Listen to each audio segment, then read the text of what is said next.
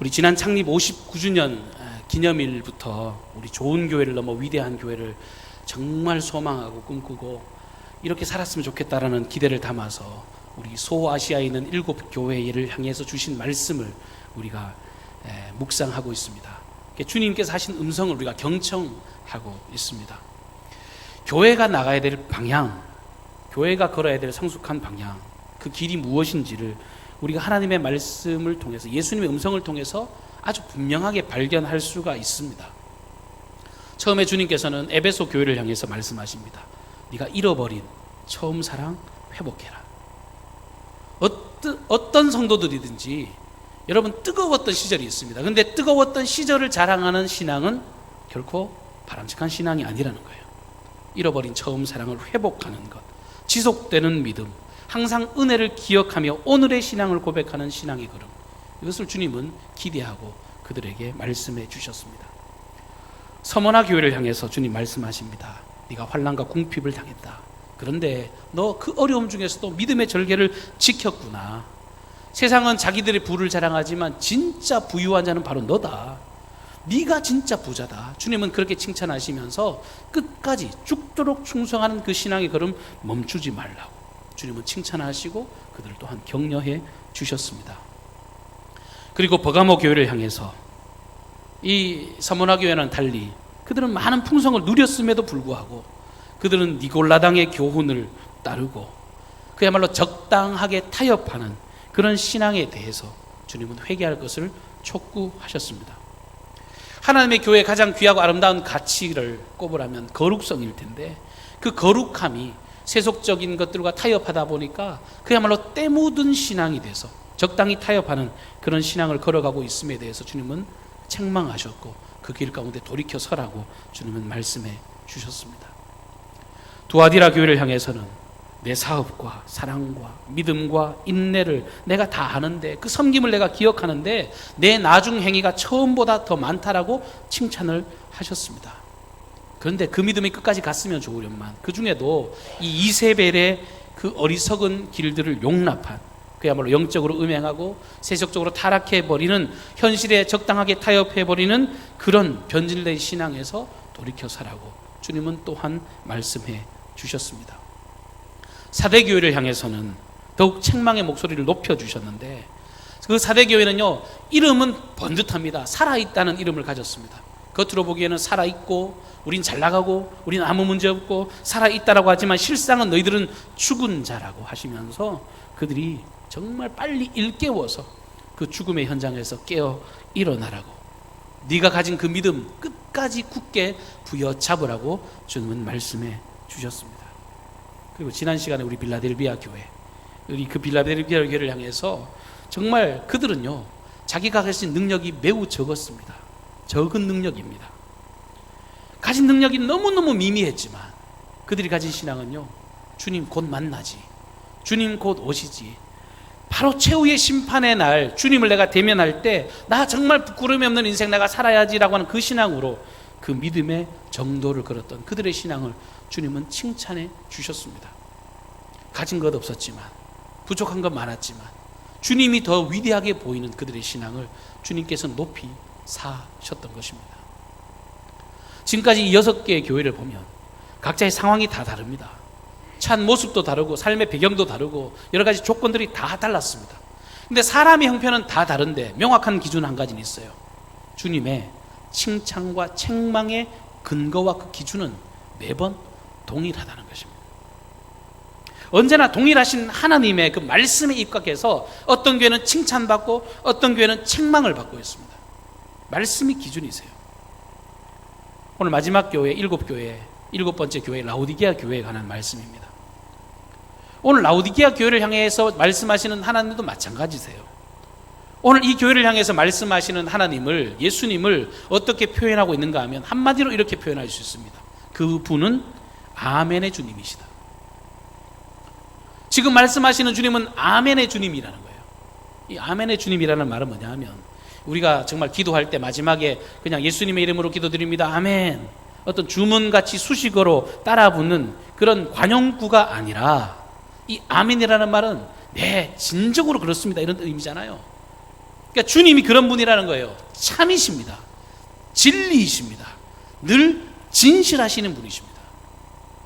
우리가 믿는 하나님이 그런 분이에요. 예배를 시작하기 전에 목사로서 그런 마음이 들었습니다. 요즘 환경이 하도 어수선하니까 뭔가 진리에 대해서 과감하게 담대하게 선포할 수 있겠느냐 할 때 쭈뼛쭈뼛거려진다면 너 믿음 없다고 책망당할 것 같은 그런 위기가 느껴지는 거예요. 여러분, 이런 시대를 살아갈 때 우리가요, 환경을 바라보고 여러 가지 조건들 때문에 낙심하는 것이 아니라 진리이신 하나님을 똑똑히 바라봐야 되는 거예요. 진리이신 그 하나님만 똑똑히 바라보는 거예요. 참이신 분, 진리이신 분, 진실하신 분. 우리가 믿는 주님은요, 이랬다 저랬다 하는 분이 아니십니다. 그런 변덕쟁이가 아니세요. 아무런 기준 없이 어떤 차별하시는 그런 하나님이 아니라고 하는 것입니다. 이 땅을 창조하셨을 때 불변하는 생명의 말씀으로, 생명의 진리로 존재하셨고, 지금 이 순간에도 함께 하시고 앞으로도 이끌어 가시는 그 주님, 그 주님의 말씀 앞에 누가 핑계를 댈 수 있어요? 그 하나님의 전능하심 앞에서 누가 핑계를 대고 사족을 달고 아니 그거는 아니라고 이야기할 수 있는 인생이 누가 있습니까? 그 진정 어린 마음으로 주님이 선포하고 계십니다. 공의로 세상을 다스리시는 그 하나님께서 오늘 이 라오디게아 교회를 향해 말씀하고 계십니다.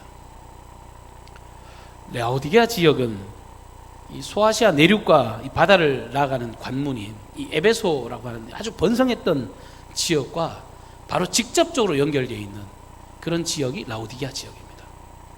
그야말로 교통의 요충지고, 지금으로 말하면 우리로 따지면 서울로 들어가는 관문이니까요, 이 수도권 일대라고 여러분 보시면 됩니다. 그러니까 수도권의 여러 가지 어떤 혜택들을 이들도 똑같이 받아요. 경제적으로 굉장히 큰 부를 누렸고, 그뿐만 아니라 매우 자유분방한 그런 사회 분위기를 가진 도시가 이 라오디게아라고 하는 도시였습니다. 지금까지 나누었던 어떤 교회들에 비해서 이 교회는 핍박도 없습니다. 어떠한 억압된 분위기도 찾아볼 수가 없습니다. 그저 평온한 지역이었고 여러 가지 신앙생활하기에 아주 좋은 환경을 가진 도시가 이 라오디게아 지역이었습니다. 여러분, 박해만 없어도 속 시원하게 신앙생활 하겠죠. 근데 거기다가 이 사람들은 경제적으로 굉장한 부를 누렸던 지역이었습니다. 돈 많은 교회였단 말이에요. 요즘으로 따지면 선교 사역 많이 파송할 수 있는 그런 여력이 있는 교회였습니다. 이 사업 저 사업 할 수 있는 그런 교회였습니다. 제가 강경중앙교회 와서 담임 목회자로서 목회를 하면서 진짜 제가 어떤 확신 같은 게 든 게 있어요. 제가 도전 같은 게 있습니다. 뭐냐면 우리 강경중앙교회에서요, 지금 한 30명 정도만, 더도 아니에요. 300명도 아닙니다. 30명 정도만 성도들이 늘어도 우리가 하나님 나라 위해서요 못할 일이 없겠다는 확신이 들어요. 진짜 선교사도 파송하고요, 어떤 사업도 하고요, 이 지역에 선한 영향을 미치고요, 뭔가 어떠한 것도 할 수 있겠다는 용기가 생겨요. 그게 제가 느끼는 체감적인 실제적인 마음입니다. 그렇다고 하면 라오디게아 교회는요 지금 돈 많은 교회예요. 할 수 있는 일들이 많습니다. 최상의 조건을 가진 교회였습니다. 그런데 신앙적인 면에서는요 최상의 조건이었지만 신앙은 최악의 상태였습니다. 그야말로 신앙의 열매는 하나님 보시기에 너무너무 속상한 일들, 그야말로 저급하기 이를 데 없는 신앙의 열매를 그들이 가지고 있었습니다. 라오디게아 교회는 자기들이 가진 부와 명예, 어떤 여러 가지 신앙적 자유, 이런 것들을 복음을 위해서 사용했더라면 좋았으련만 그저 자기는 육신의 향락과 자가당착에 빠져있고 늘 자기 만족에만 머물러 있는 그런 교회였습니다. 사대교회를 향해서도 주님은 강하게 책망하셨거든요. 근데 그나마 사대교회는요 그 안에 끝까지 마지막까지 남아있는 사람이라도 있었거든요. 사대교회는 책망을 당해도 그래도 너희들 안에 믿음을 지킨 남아있는 사람들이 있다라고 말씀하셨는데, 라오디게아 교회는 그나마 이런 사람들도 없습니다. 작은 희망도 없습니다. 조그만한 칭찬거리 하나도 찾아볼 수 없는 영적으로 아주 심각한 상태에 전락해 있었습니다.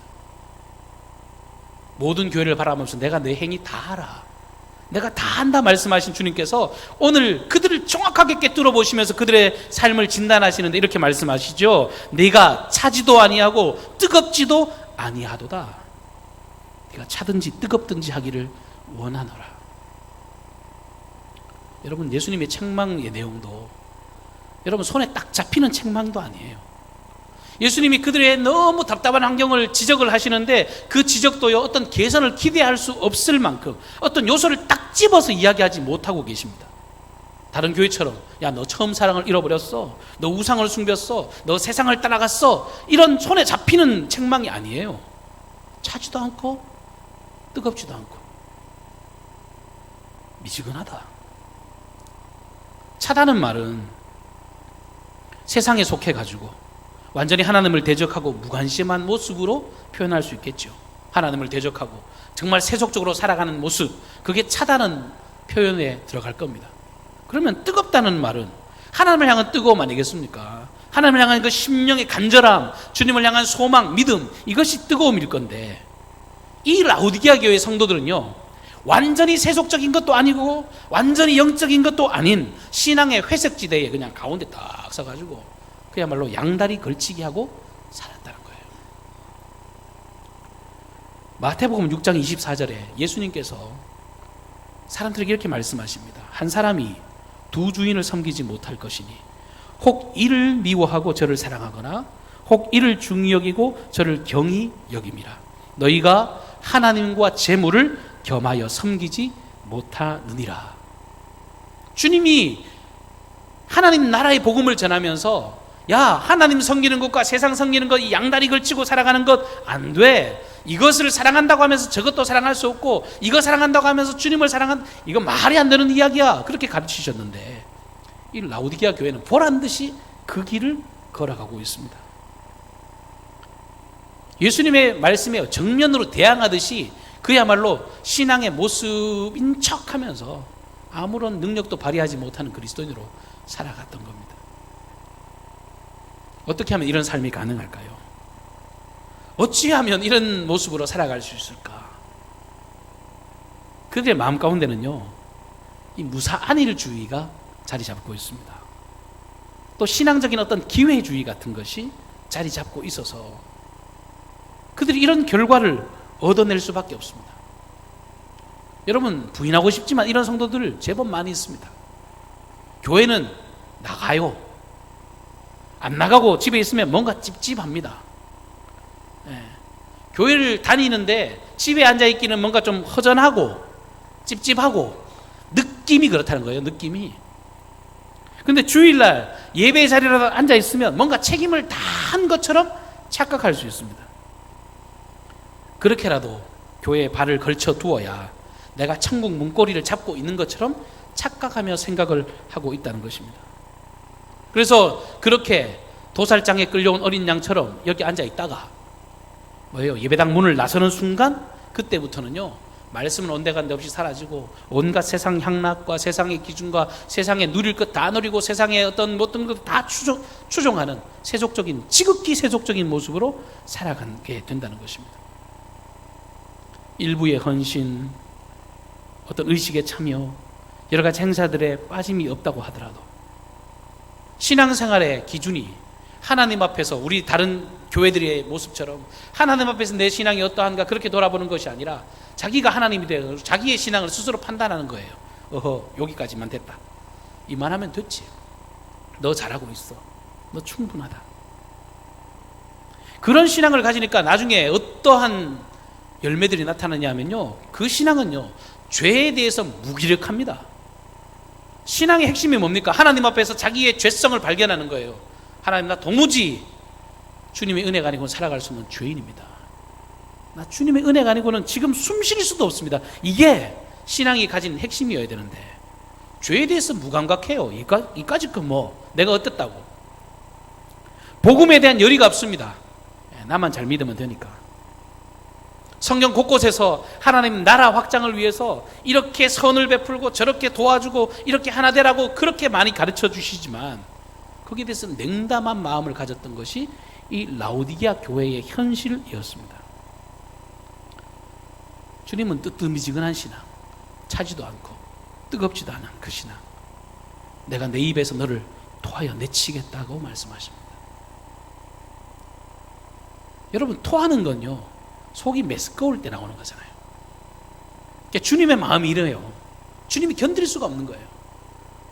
너무너무 주님의 마음을 아프게 하는 정도가 아니라 주님의 속을 니글니글하게 만드는 그런 상태에 전락해 있습니다. 사실 예수님께서는 이것을 비유로 지금 말씀하시는 거예요. 이 미지근한 신앙의 상태를 이 당시 라오디게아 지역에 살던 사람들이라면 누구라도 느낄 수 있는 이야기로 이 말씀을 주신 겁니다. 그 라오디게아 지역에는요, 이 지역을 관통하는 온천이 있었습니다. 산에서 내려오는 온천수가 있는데 이 위에서 내려오던 물이 이 라오디게아 지역을 통과할 때쯤 되면요, 다 식어 빠진 그야말로 온천이라고 하기에도 민망한 미지근한 상태의 그런 물입니다. 그러니까 물이 미지근하면 뭔가 사람들에게 어떤 특허를 주는 효험이 있는 그런 물이면 좋으련만 그 안에 석회 성분이 가득 끼어가지고 그건 도대체 먹을 수도 없는 그런 물이에요. 사람이 목욕하기에도 애매하고 먹을 수도 없는 그런 상태의 물. 그런데 주님은 그 시대에 그 뜨뜻미지근한 그 물이 너희들의 신앙의 모습, 너희들이 지금 현주소와 너무나도 닮아 있다는 거예요. 하나님의 교회가 거룩함을 유지해야 되는데, 세상을 향한 영향력이 나타나야 되는데 뜨뜻미지근하게 아무런 뜨거움도 없이 하나님의 생명의 능력을 나타내지 못하고 온갖 불순물이 다 끼어가지고 사람들이 그 생수의 강으로 흘러 넘쳐서 많은 사람들이 목마른 자들아 내게로 와서 마시라, 그 배에서 생수의 강이 흘러 넘치리라 강하고 담대하게 선언하면서 주님 안에 들어오면 시원합니다, 주님 안에 들어오면 만족합니다, 이렇게 외칠 수 있어야 되는데 때가 끼어가지고 먹으면 죽는 물을 흘려보내고 있으니 주님의 마음이 아프신 겁니다. 근데 가장 심각한 문제가 있습니다. 정말 심각한 문제는 뭐냐면 이러한 영적 상태에 있는데도 불구하고 자기 자신은 이 사실에 대해서 전혀 인식하고 자각하지 못하는 것이 더 심각한 문제예요. 자기 신앙에 대해서 굉장히 만족감을 가지고 살아가고 있다는 거예요. 오늘 말씀을 보시면 나는 부자라 부족한 것이 없다라고 말합니다. 이게 물질적인 부만 이야기하는 게 아니에요. 신앙적인 것에 대해서도 자기는 충분히 나는 영적으로 부자다라고 생각을 하고 있습니다. 실상은 곤고하고 가련하고 가난하고 눈먼 상태라고 주님은 지적하시는데, 아니야, 나 잘하고 있잖아, 나 충분히 열심히 하고 있어, 이 정도면 됐지, 이런 이야기를 하고 있다는 겁니다. 근데 보시면 이게 라오디게아 교회만의 문제가 아니라 성경에는 수없이 많은 이 기준에 대해서 언급하세요. 과거 이사야의 시대 때, 이사야 선지자가 활동하는 시대에 많은 사람들이 종교적인 행위를 이런 모습으로 신앙생활을 했습니다. 예배 잘 드렸거든요, 헌금 잘했거든요. 그러면서 자기들은 아무 문제가 없다고 생각할 때 하나님께서는 그들에게 이사야를 보내서 정말 강하게 그들을 꾸짖으십니다. 이사야 1장 11절 이하의 말씀입니다. 여호와께서 말씀하시되 너희의 무수한 재물이 내게 무엇이 유익하뇨? 나는 순양의 번제와 살찐 짐승의 기름에 배불렀고 나는 수송아지나 어린 양이나 순염소의 피를 기뻐하지 아니하노라. 너희가 내 앞에 보이러 오니 이것을 누가 너희에게 요구하였느냐? 내 마당만 밟을 뿐이니라. 헛된 재물을 다시 가져오지 말라. 분향은 내가 가증히 여기는 바요, 월삭과 안식일과 대회로 모이는 것도 그러하니 성회와 아울러 악을 행하는 것을 내가 견디지 못하겠노라. 내 마음이 너희의 월삭과 정한 절기를 싫어하나니 그것이 내게 무거운 짐이라 내가 지기에 곤비하였느니라. 너희가 손을 펼 때에 내 눈을 너희에게서 가리고 너희가 많이 기도할지라도 내가 듣지 아니하리니 이는 너희의 손에 피가 가득함이라. 그 당시의 사람들요, 예배 잘 드렸습니다. 예배를 너무너무 철저하게 드렸습니다. 예배 시간에 빠지지도 않았습니다. 기도도 많이 드렸고 정말 신앙생활에 여러분 껍데기로 봤을 때는 너무너무 완벽합니다. 그런데 그들의 예배의 이면에 이중적인 그 생활이 하나님이 도무지 받기 싫은 겁니다. 하나님이 견딜 수 없다고, 나 듣기 싫다고, 받기 싫다고 그렇게 지금 말씀을 하고 계십니다. 사도 바울은 갈라디아서 6장 3절에 성도들에게 이렇게 권면합니다. 만일 누가 아무것도 되지 못하고 된 줄로 생각하면 스스로 속임이니라 라고 가르치고 있습니다. 여러분, 아까도 말씀드렸지만 신앙생활은요, 하나님 앞에 비추어 자기를 바라보는 겁니다. 말씀 앞에 비추어 자기를 바라보는 거예요. 내 스스로의 어떤 신앙을 자기가 생각하는 게 아니라, 그리고 어떤 사람들의 평가에 의해서 내가 지금 잘하고 있지를 판단하는 것이 아니라 오로지 주의 말씀에 빗대서 내가 제대로 걸어가고 있는지 그것을 봐야 되는데 착각하는 거예요. 이만하면 됐지, 잘하고 있지, 스스로 된 줄로 착각하는 거예요. 자기를 속이는 거라고 그러지 않습니까? 자아도취로 착각하며 살아갑니다. 라오디게아 교회를 향해서 말씀하시는 주님은 아멘의 주님이라 그랬잖아요. 그 참된 진리의 주님 앞에서 자기를 돌아봐야 되는데 주님의 말씀은 저 멀리 구석에 처박아 놓고 오로지 자기 기준이, 자기 생각에 그렇게 판단하는 거예요. 잠언 3장 6절 7절입니다. 너는 범사에 그를 인정하라. 너는 범사에 그를 인정하라. 그리하면 그가 내 길을 지도하시리라. 스스로 지혜롭게 여기지 말지어다. 여호와를 경외하며 악을 떠날지어다. 스스로 지혜롭게 하는 게 아니에요. 하나님 앞에서 범사의 그분을 인정하고 그분의 지도를 따르는 삶, 이것이 우리 그리스도인이 걸어야 할 삶의 아름다운 모습이라고 하는 겁니다. 주님은 그들을 향해서 말씀하십니다. 너희들이 불로 연단한 금을 사서 너희들을 부유하게 해라. 너희들이 자기들은 지금 부자라고 착각하잖아요. 육적으로도 부자고 영적으로도 부자고. 근데 아니에요. 주님은 불로 연단한 금을 사래요. 불로 연단한 금이라는 말은 여러분 뭡니까? 정금같이 나오는 믿음을 이야기하는 거예요. 너희들이 착각하면서 된양 착각하며 살지 말고 불로 완전히 연금해서 재련을 해가지고 정금으로 된 순도 99.9%가 아니라 성경에서 말하는 정금은 100%의 금이에요. 완전한 그 믿음으로 주님께 나아가서 그 믿음의 거장들이 되라고 주님은 그들에게 권면하십니다. 흰 옷을 사가지고 너희들이 지금 벌거벗고 있는데 그 벌거벗고 있는 그 수치를 그 흰 옷을 입어가지고 가려라. 여러분, 흰 옷이 뭡니까? 예수 그리스도의 보혈로 그야말로 빡빡빡빡 씻어서 깨끗하게 된 새 옷입니다. 거룩한 세마포 옷입니다.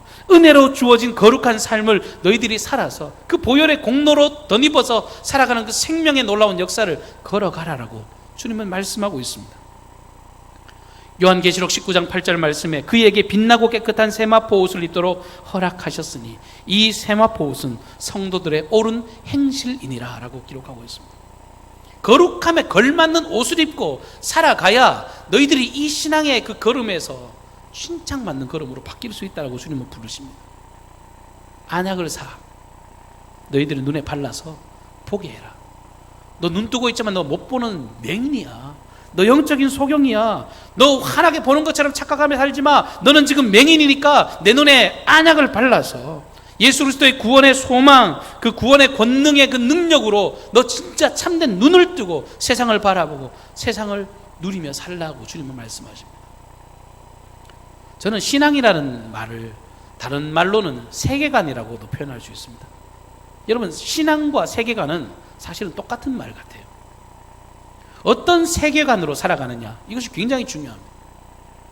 저는 예전에 아이들에게 설교를 할 때 이 세계관에 대한 이야기를 굉장히 많이 하는데요.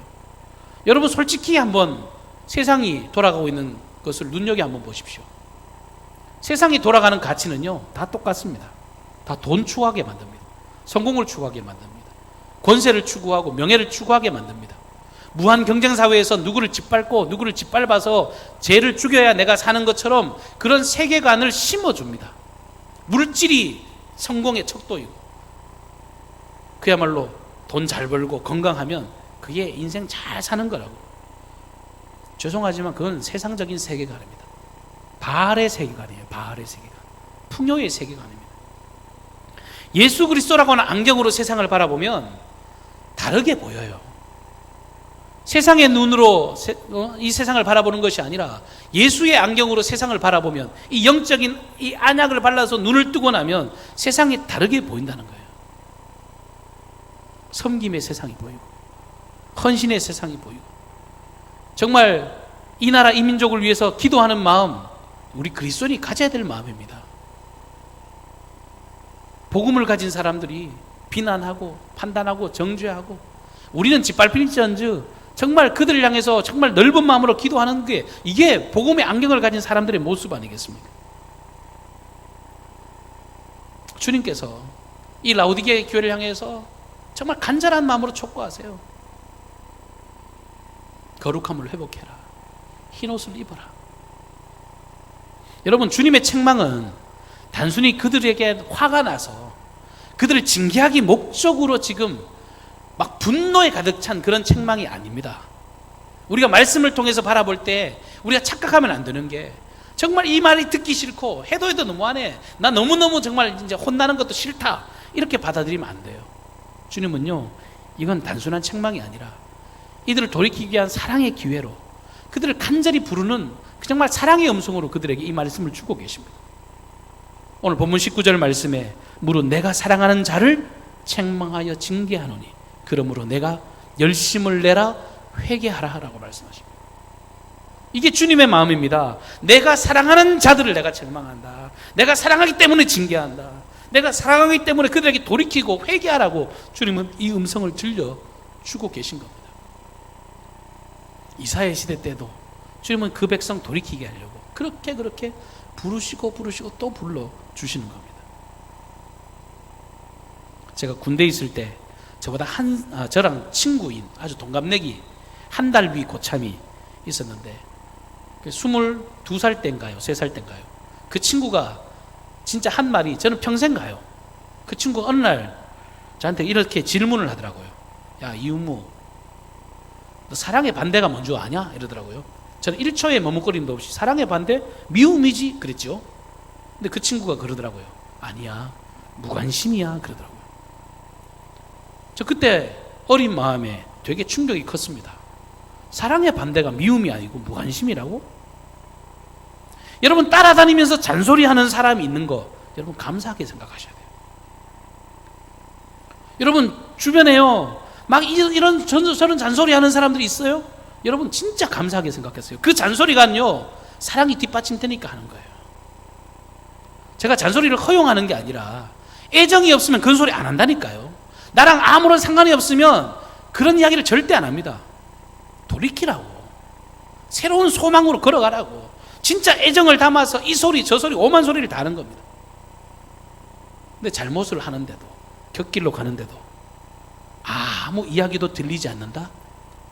여러분, 그 사람은 행복한 사람이 아닙니다. 그 사람은 진짜 불쌍한 사람이에요.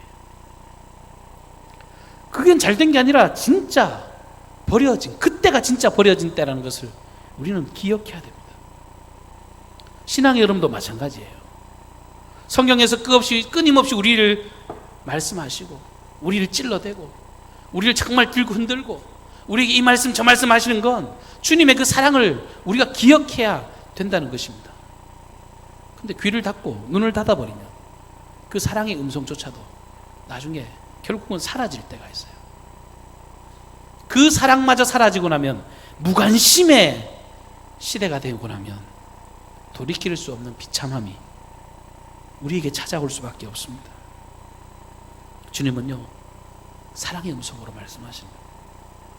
정말 곁길로 계속해서 내닫고 있는 그들, 그냥 버려도 그만일 것을 주님은 끊임없는 마음으로, 끊임없는 사랑의 마음으로 간절한 기대를 담아서 다시금 그 생명의 자리로 돌아오라고 말씀하고 계십니다. 볼지어다 내가 문 밖에 서서 두드리노니 누구든지 내 음성을 듣고 문을 열면 내가 그에게로 들어가 그와 더불어 먹고 그는 나와 더불어 먹으리라고.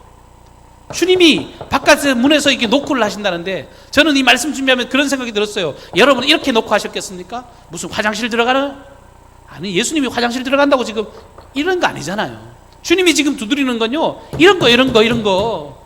여러분, 내가 문 밖에 서서 두드립니다. 여러분 제발 좀 돌이키십시오. 그 길이 아닙니다. 내 음성을 듣고, 내 사랑의 음성을 듣고 돌아서라고. 주님은 그렇게 간절하게 외치고 부르고 또 불러주신다는 거예요. 문 열고 나 좀 받아들여. 내가 너희들에게 들어갈 수 있도록 좀 너희들의 마음을 열어달라고. 내가 너에게 들어가서 나와 함께 먹고 마셔야 너희가 살 수 있다라고. 주님은 사랑으로 그들에게 두드리고 또 두드리시는 겁니다. 그래서 회개하라는 게 그냥 단순히 회개가 아니죠. 회개에 열심을 내라 그러잖아요. 회개에도 열심을 내래요. 강한 마음으로 주님의 놀라운 생명의 부르심에 응답해야 살 수 있다고 그 사랑의 자리로 우리를 불러내고 계십니다. 문을 열어야 돼요. 여러분, 다윗이 범죄했습니다. 성경에 보면요, 온갖 쓰레기 같은 사람들이 많이 있습니다. 다윗도 하나님께 범죄하는데 그 범죄가 세상적으로 봤을 때도 도무지 좀 기대할 수 없는 그런 범죄 현장 아닙니까? 남의 아내를 빼앗았습니다. 그 아내를 간음했습니다. 그리고 그것만 해도 정말 비난받아 마땅한 일인데 그의 본 남편인 이 우리아를 그야말로 사지로 몰아넣어 죽게 했습니다. 살인 청부예요. 아니, 정확히 얘기하면 살인죄입니다. 그냥 최전방으로 보내서 일부러 의도적으로 죽게 만들어 버렸습니다. 왕이죠. 그거 뭐 눈 하나 감아준다고, 왕이 그런 일 했다고 누가 비난하겠습니까? 절대 왕권을 가졌는데 누가 거기에 대해서 손가락질 하겠습니까? 괜히 말 잘못했다가 그는 쥐도 새도 모르게 죽으면 끝입니다. 근데 나단 선지자가 하나님의 말씀을 들고 와가지고 당신 죄인이라고, 당신은 남의 양을 뺏은 그런 사람이라고 지적했을 때 여러분, 다윗이 어떻게 했는지 여러분 잘 아시잖아요.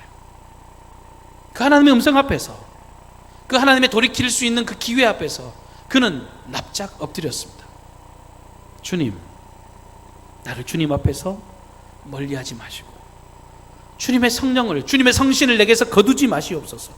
주님의 즐거움을 내게 회복시켜 주시고 자원하는 심령을 내게 회복시켜 달라고, 나 잘못했다고, 나 주님 떠나지 마시라고, 내 평생 부여잡았던 그 주님 나와 영원히 함께 해달라고 뜨거운 눈물로 자기의 침상을 적셔가면서 회개했습니다.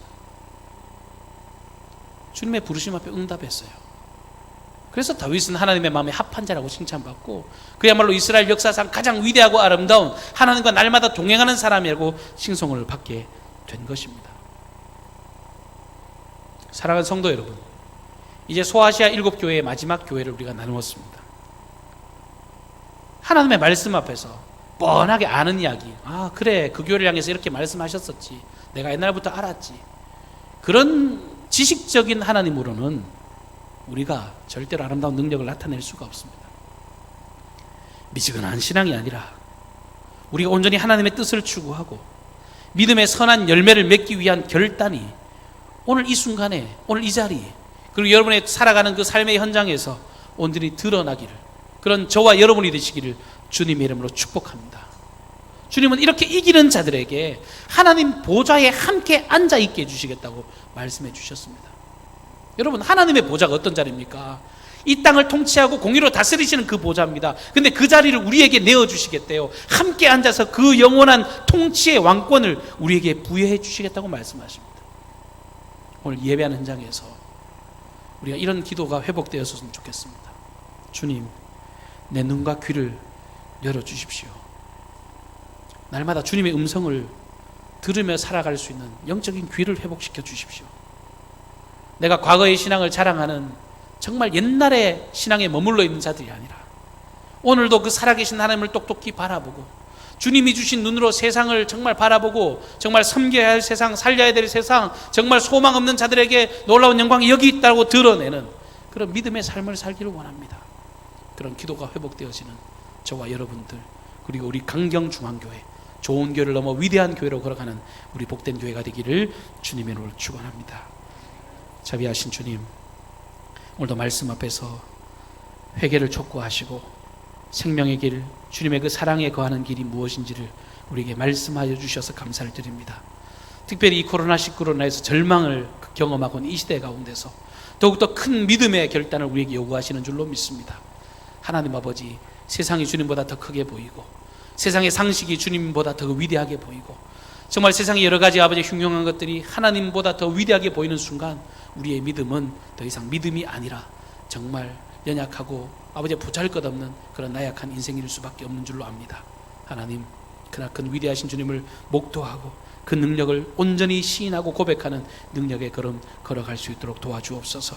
주님께 토하여 내쳐지는 자가 아니라 정말 주님 안에 들어가서 주님과 먹고 마시고 아버지 이겨서 하나님의 그 보좌를 나의 것으로 누리는 영향력 있고 능력 있는 그리스도인 하나님 저희들이 될 수 있도록 축복하여 주시옵소서. 우리 강경중앙교회가 이 어려움 중에서도 예배하기를 결단하였습니다. 미련하기 때문에 예배하는 것이 아닙니다. 상식이 없기 때문에 우리가 예배하는 것이 아닙니다. 하나님 아버지, 그의 능력의 장중에 우리를 사로잡아 주시고 붙잡아 주셔서 끊임없이 주님을 인정하고 높이는 우리의 삶 가운데 찬란한 생명과 기쁨을 누리며 살아갈 수 있도록 도와주옵소서. 참 감사하게는 그래도 이렇게 안전하게 이렇게 확진자가 없는 이 청정 지역을 우리로 살아가게 하심도 주님의 은혜이신 줄로 믿습니다. 우리의 사명이 있음을 알게 하여 주시고 이 나라 이 민족의 아픔과 세계의 모든 열방을 위해서 기도하는 아버지의 기도의 자리를 지켜낼 수 있도록 도와주시고, 특별히 아버지 하나님, 하나님의 놀라운 영광이 떨어져 있는 이때에 하나님을 의심하는 이 세대 가운데 정말 믿음의 삶을 아버지 끊임없이 지속하는 그런 아름다운 그 영광을 드러내는 아버지의 귀한 기회로 삼아갈 수 있도록 도와주시옵소서. 우리를 바라보시고 우리에게 놀라운 생명과 권능을 더하시는 주님 앞에 부끄러움이 없는 복된 인생 살아가기를 간절히 소망하옵고 예수님의 존귀하신 이름으로 기도하옵나이다. 아멘. 우리 함께 찬송하십시오.